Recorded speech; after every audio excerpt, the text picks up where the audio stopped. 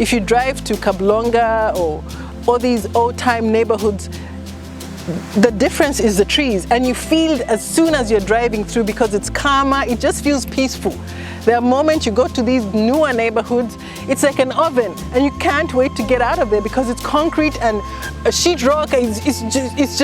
It's hot and it's horrible. So we can help ourselves feel better by just having trees. You know, that's just one tree and you feel good.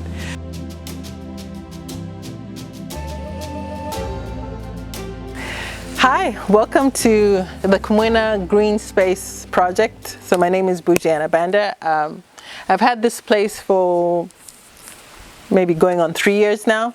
So the idea is, if you know anything about Lusaka, it has a lot of up and coming neighborhoods. So a lot of people are building in this neighborhood. But I noticed that the pieces of land that they are able to get, they're little, and there's no space for anything green or even to have a garden.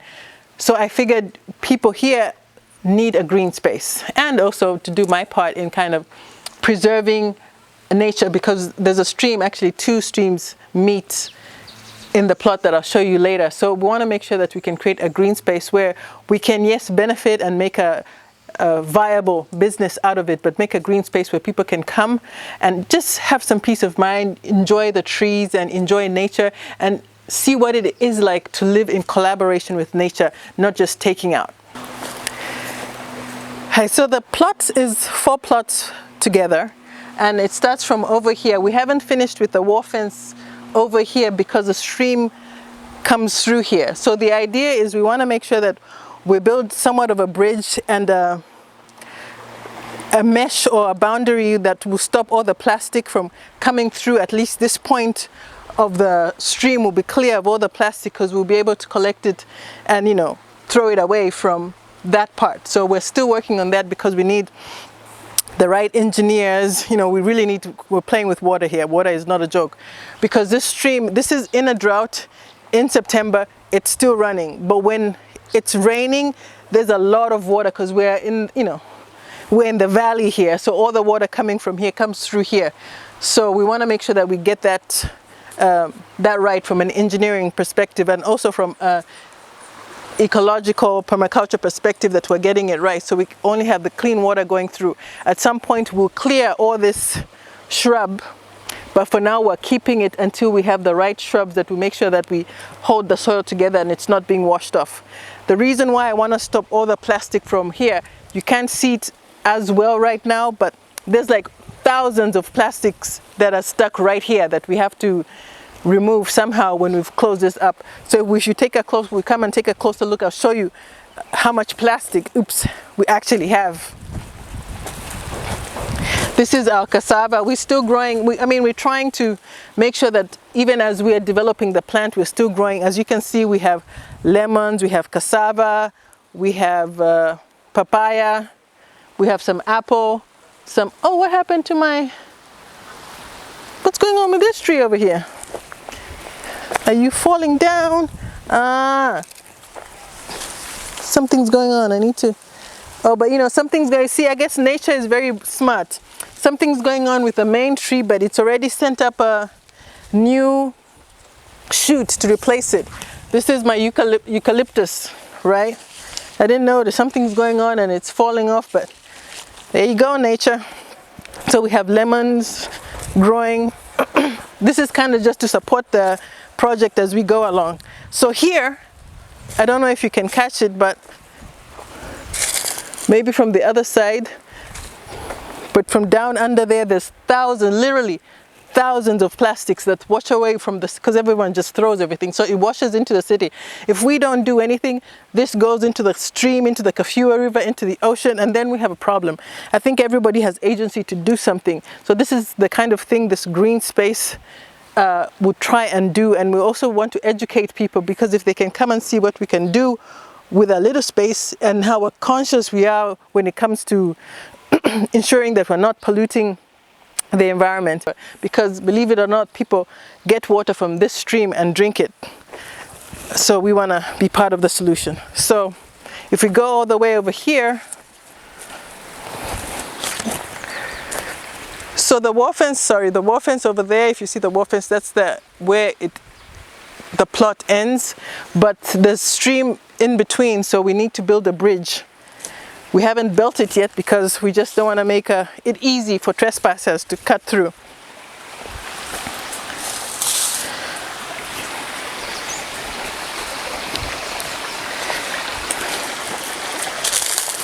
Okay. So pretty much here you can see the water is at a very low level now. This gives you kind of a perfect view on the other side of the plot. This is probably where we would have a bridge going over there.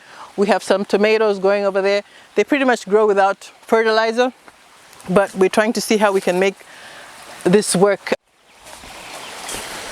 So we're still doing some form of synthropics, because everything you see is in north-south orientation, but a lot of this will change because we have to figure out where we'd put places. So it's a work in progress. It doesn't look like much, but there's a lot of trees that have gone in and have dried due to the weather, but then also due to, you know, people not doing what they say they're supposed to be doing. Okay.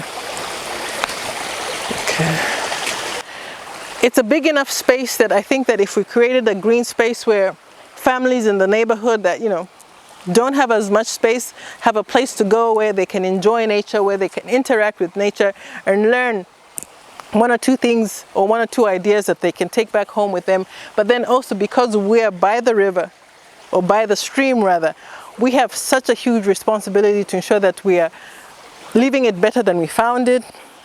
We are making sure that we are preserving the trees, the natural environment. And, you know, in one of our other videos, we talked about the underground root system. This is an example of what happens when you get the tree and cut off the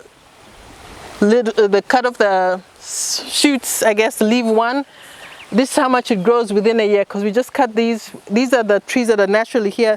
You can see by the roots, they have a huge base at the bottom. So these trees, had we not been in a drought, they would definitely have grown way faster than planting new trees, which is why we've left a few of them, like some of these, we've left the few of the native ones, because it would just make it easier for the exotic ones to grow. But it's that easy to regrow trees just by managing the trees. You can see the tree behind there, next to the bananas. It's almost like what, 12, 13 feet. It's nice thickness, but that's just from just trimming down and making sure that the trees regenerate. So I think we can all make a difference, and even in our little spaces of land, we can do something to regrow this forest that is being cut down faster than we can grow it. This right here is called lantana. A lot of people have them in their gardens. You know, it's a really common plant, but it's a very invasive plant. If you leave it grow wild, it would grow into a big thicket that nothing else can grow. So especially if you're trying to farm or do a garden, I know people use it as a hedge because it's, you know, it creates a barrier, but it's pretty invasive. And that's why we're going to remove it eventually and put something that's not invasive, because we're trying to ensure that we have a balanced green space and not one that's overran with a lantana. So we just have to be aware that where lantana grows, nothing else will grow, or it's very difficult to grow anything else because of the invasive nature of lantana. So I know it's a common plant, but I think that we'll replace it with something that's more beneficial. So on this side, there's a little waterfall that actually is in the land, which is pretty cool. And this is why I think this place makes a really good green space, because people can come and enjoy the natural beauties of our land whilst being in the middle of the city. You don't have to travel miles. You can just go in the neighborhood and have a green space, which is one thing that we really lack, is green spaces within neighborhoods that people can enjoy. You can't even ride your bicycle because the car will knock you down. There's not enough space by the road. So I think a green space would be good. If it were bigger, we would have like a riding where you could ride your bicycles, roller skate and things like that. But you know, maybe we have a roller skating rink, I don't know. So if we come over here,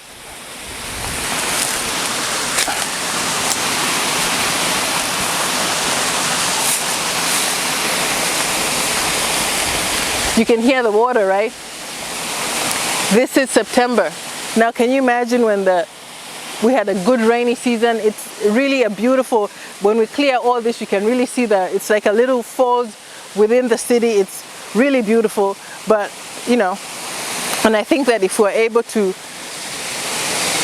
brainstorm and come up with a really good design that, you know, supports nature but still showcases the beauty of the land among us, I think it would really be a good addition to the neighborhood. So on the other side over there, we have on the other side over there, if you see the wall fence over there, there's some little gaps. When it's raining, literally this whole plot over here floods because two streams meet. So there's so much water when it's raining that we really have to be smart about what we do so we don't actually create a problem. So this is why we're taking our time in the design, because we want to make sure that we have the right idea, the right plans, the right people, so we are actually being part of the solution as opposed to making the problem worse. We're fortunate enough that actually two streams meet, so they meet right down here. There's one stream coming from where that big tree is, going that way, and this stream coming from this way, so they meet over here. So this is more the dirty, polluted water that's coming through the neighborhood, and that's like the cleaner water coming through there. People literally fish here. As you can see, we haven't even tempered with the green by the stream, because we'll only take out when we have a plan of what we're going to replace it with and how we're going to do that. So we don't just go in and cut everything. We have to have a plan and only cut what we need to and what we don't want there, but we keep the rest. So down here we see that there's a little bit of a drop.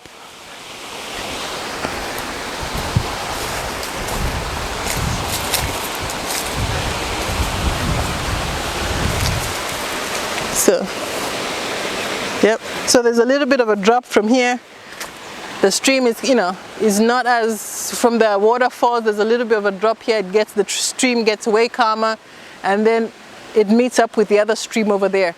So over there we'll probably plant, some bamboo and stuff like that, because it's one of the plants that is able to take out pollutants from the water, and it grows super fast, and we can use it for the wood. So we're just trying to think of how we can think outside of the box to make this space work. As you can see, we have planted trees, but it's looking pretty bare right now. But the space all the way going this way is pretty big. The wall fence, or the boundary to the plot, is after the stream, behind this greenery, because then there would be the road over there. So we have 4 plots together, 2 on this side and 2 on that side. So we're really trying to make sure that we're impacting the neighborhood differently. Because there's one thing I think people take for granted, is how much nature has an impact on just your mood. Trees make a huge difference. People don't think they're important, but trees make a huge difference. So if we can have a bunch of trees, fruit trees and wood trees, it will really change the space into something that people can marvel at and enjoy. We see we have some eucalyptus trees. The idea with a different, like eucalyptus, it likes a lot of water, but it creates a lot of biomass when it's big, right? We want all that biomass so that we can cover the earth.